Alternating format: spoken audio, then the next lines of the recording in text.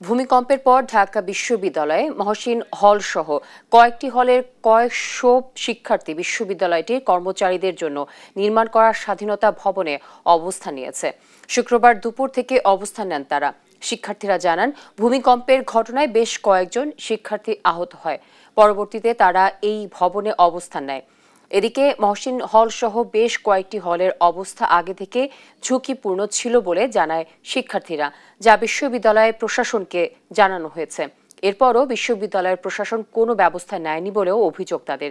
এর মধ্যে স্বাধীনতা ভবন পর্যবেক্ষণে আগের বিশ্ববিদ্যালয়ের উপাচার্য সহ হল প্রশাসন, তবে নির্দিষ্ট কোনো সমাধান দেননি তারা।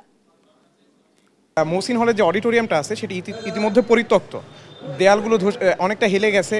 তার পাশাপাশি আমাদের যে মূল ভবন আছে সেখানে ফাটল আছে এবং পলাস্তরা খসে খসে আমাদের মাথার উপর পড়ে শিক্ষার্থীরা প্রতিনিয়ত আহত হচ্ছে। পরিস্থিতির জন্য আমরা এখানে আসলে আসছি। আমাদের হলের অবস্থা খুবই ভয়ঙ্কর, আপনারা এটা জানেন।